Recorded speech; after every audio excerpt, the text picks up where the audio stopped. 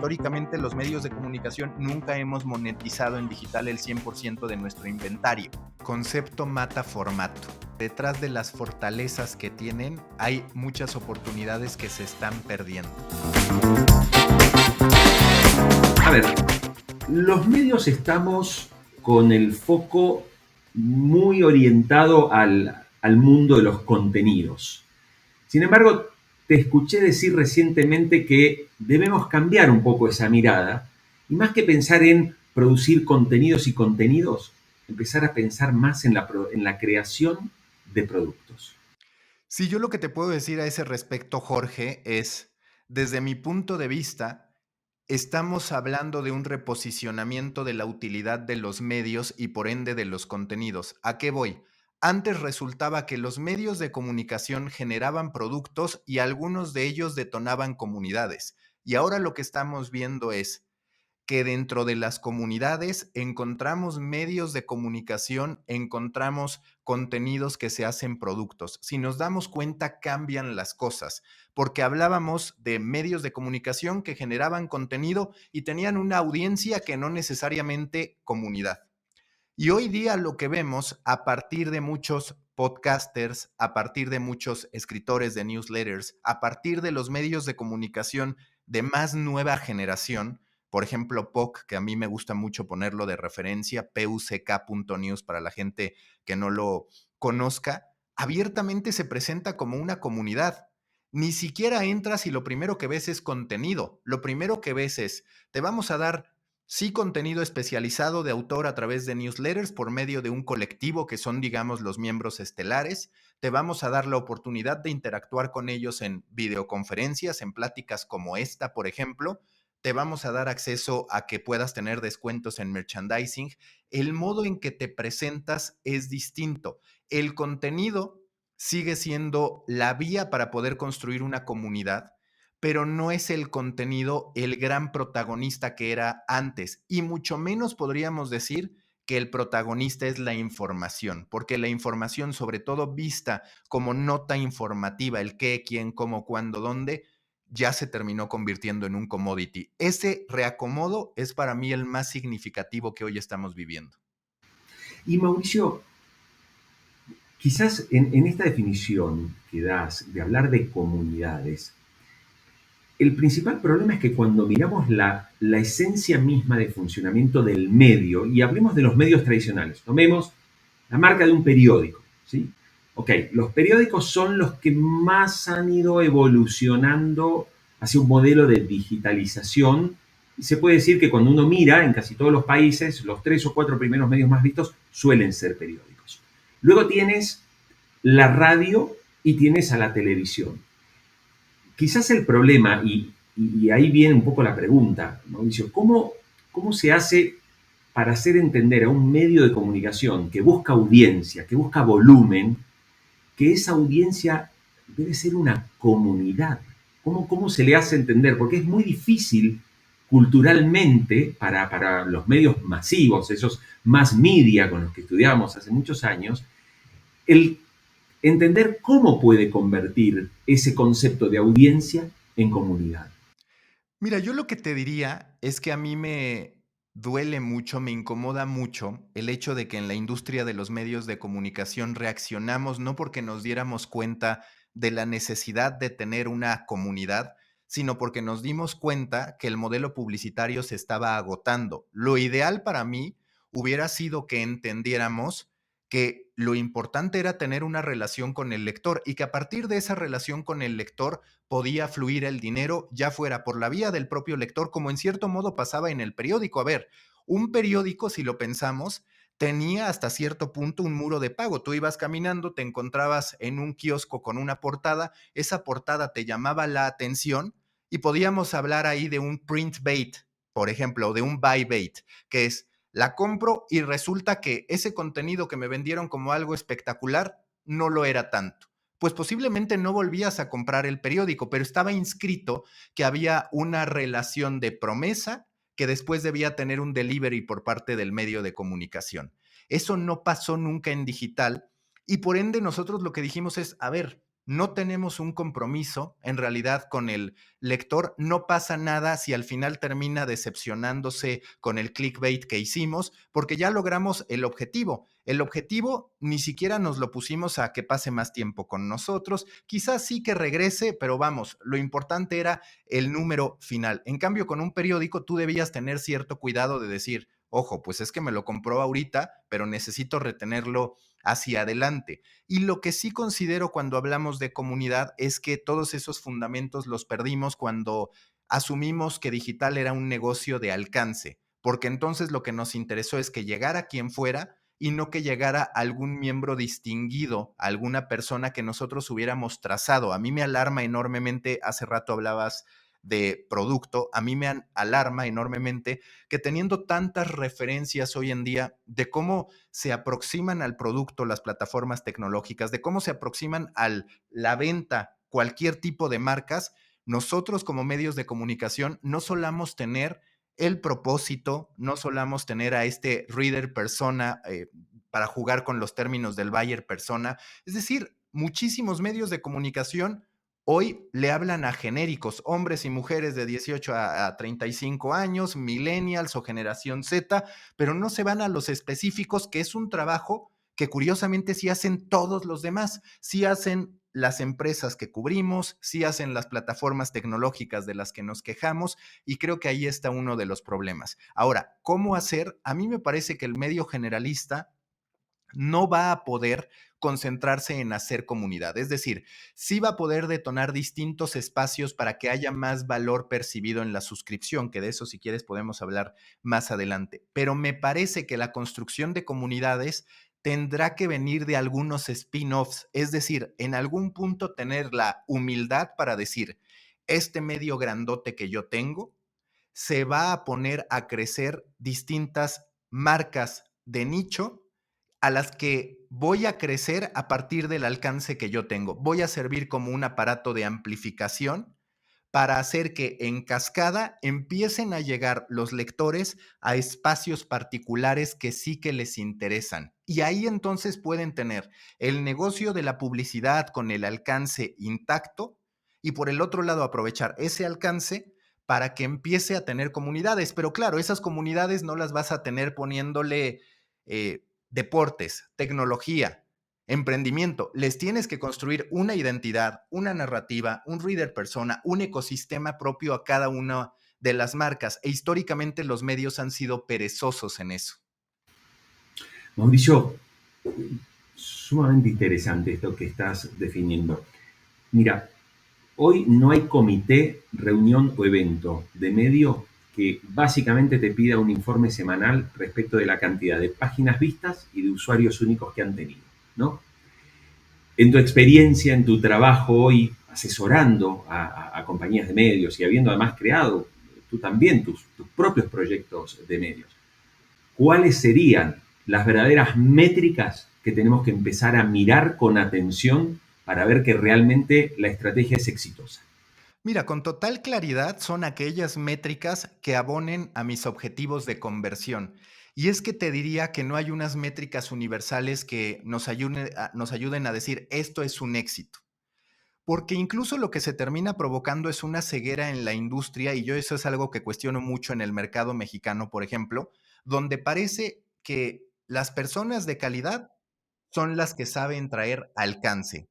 No se toma en cuenta la calidad de ese contenido, no se toma en cuenta el modelo editorial que se está siguiendo. Si tú me das alcance en la industria de los medios en México, te voy a poner en una posición privilegiada, cuando el alcance en realidad es apenas uno de los muchos componentes que nosotros podemos decidir para nuestra fórmula. Hay alcance que te sirve porque lo tienes alineado con el modelo de negocio, pero hay alcance que no te sirve porque históricamente los medios de comunicación nunca hemos monetizado en digital el 100% de nuestro inventario.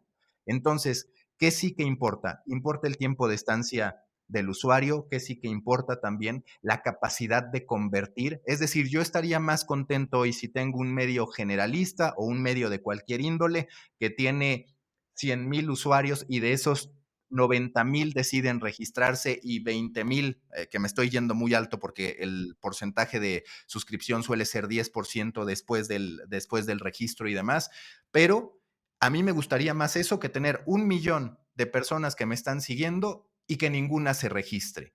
Y hay muchos medios de comunicación que están en un punto lamentable en términos de registros. Entonces, ¿cuál es el problema para los medios de comunicación? Primero que es una industria que en efecto no tiene mucho dinero.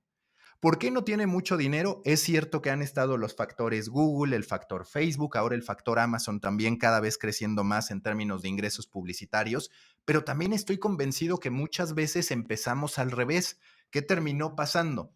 Pues que llegaba mucha gente y decía, yo quiero hacer un medio muy grande, voy a contratar 30, 40 personas, y entonces lo que terminabas viendo es una historia que se contaba muy alto en el día uno y que a partir de ese momento empezaba a caer porque no hicieron un plan de negocios adecuado. Cuando está comprobado que lo que más genera empatía, que lo que genera comunidades, por ejemplo, es a la inversa. Yo empiezo con mi producto mínimo viable, que ni siquiera es que haga falta ponerle este término, vaya, esto es una metodología, es un mindset que se incorpora. Pero este elemento tan básico de decir, a ver, yo tengo esto y puedo empezar así, es algo que resulta elemental y que, por ejemplo, tú que también has estado en agencias, lo saben, lo sabes.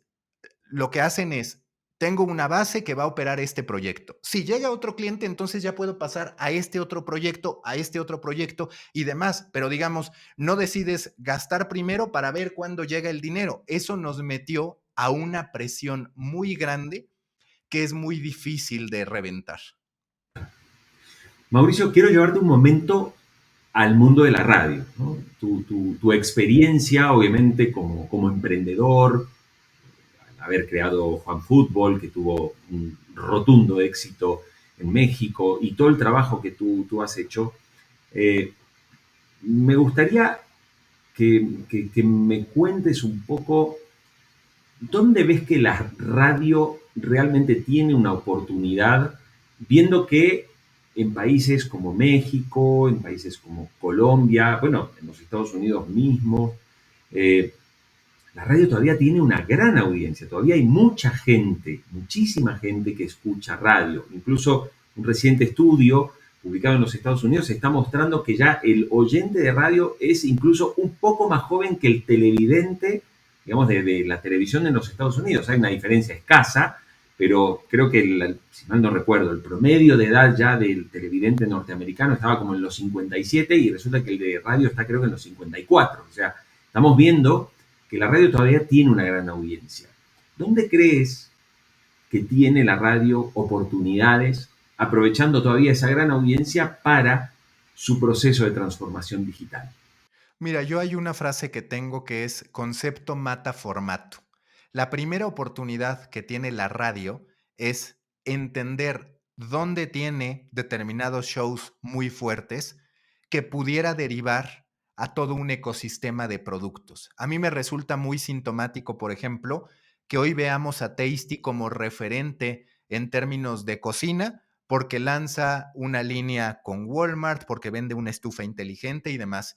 Y me pregunto, ¿de verdad un programa de televisión matutino que lleva 25 años al aire no pudo crear su propia línea de cocina? No pudo organizar eventos que fueran clases, no pudo concentrarse en A, B, C o D. Por ejemplo, en México hay un concepto que se llama la mano peluda, muy conocido, que es de historias de miedo y demás y nunca derivó en presentaciones en vivo, en merchandising, como sí lo tiene Leyendas Legendarias. Entonces, cuando nosotros nos damos cuenta de eso, entendemos que ha habido una ceguera por parte de las radiodifusoras y de las televisoras al momento de asumirse como programas de radio y de televisión en vez de asumirse como creadores de conceptos que pueden viajar a múltiples espacios. ¿Y cómo va a convivir desde mi perspectiva la radio con el podcast? Yo la radio la veo todavía como un gran detonante para poder generar audiencias que deriven en comunidades. Incorporaría a la radio también una un pensamiento de funnel de conversión. Es decir, tengo el programa de radio, una extraordinaria ventana de awareness. La gente sabe quién soy.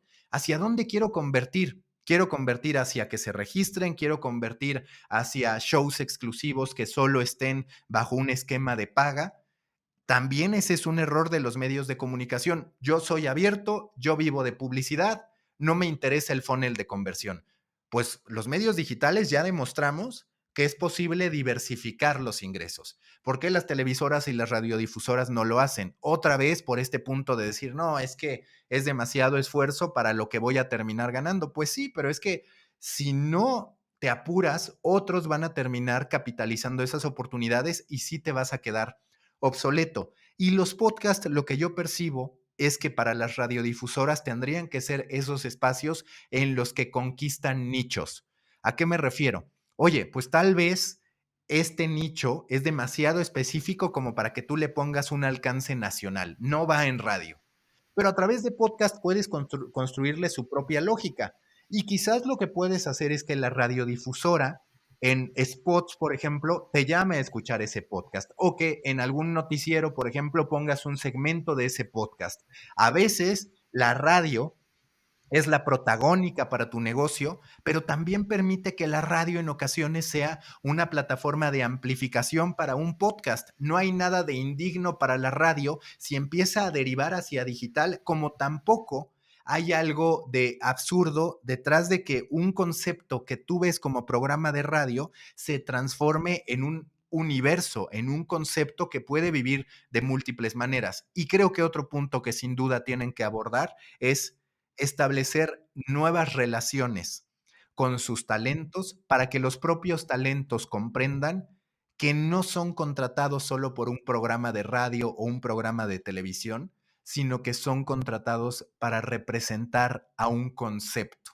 Si no están dispuestos a representar a un concepto en sus múltiples bajadas, entonces quizás no tenga tanto sentido para los medios de comunicación el seguirlos sosteniendo ahí. Mauricio, este podcast siempre termina con una pregunta a todos los invitados, que es la misma, ¿no? Si te invitaran a participar de un evento en el que hay cientos de ejecutivos, gerentes de radio de Hispanoamérica, te invitan a dar una conferencia, tú hablas, digamos, de cómo ves la industria, etcétera, y en el final, ¿sí? Levanta uno la mano y dice, Mauricio, ¿qué nos recomendaría que hagamos en nuestras radios? ¿Qué deberíamos priorizar para poder avanzar en esos proyectos de transformación digital y poder transformar una industria tan tradicional como la radio en una industria integrada a ese siglo XXI totalmente digital? Yo lo primero que haría sería increíblemente ver mis fortalezas. ¿Por qué? Porque estoy convencido que detrás de las fortalezas que tienen hay muchas oportunidades que se están perdiendo. Nosotros démonos cuenta, por ejemplo, de cómo de un podcast la gente, los creadores sacan videos, sacan imágenes con los quotes más destacados, sacan incluso newsletters, es decir, un programa de radio de manera natural es un contenido pilar, como lo menciona Gary Vee. Y de ese programa de radio podemos derivar cualquier cantidad de contenidos para poder crear una comunidad. Y entonces lo que tenemos que hacer es ver cuáles son nuestros productos estratégicos a partir de lo que hemos construido en el tiempo, de lo que hemos construido a lo largo de la relación entre nuestra audiencia y nuestros programas, para entonces decir, este programa me permite conquistar este nicho, este otro programa me permite conquistar este otro nicho. Y así lo que tú vas a hacer es ir dándoles mayores métricas y argumentos a las marcas para ya sea pagarte por un paquete completo o en su momento decir, ¿sabes qué? Yo quiero estar acá, yo quiero estar acá y quiero estar acá. Cada una con su justo valor. Ese punto yo sí que lo haría. El segundo sería demostrar que detrás de mi radiodifusora hay gente que antes que saber de radio entiende perfectamente el poder del audio.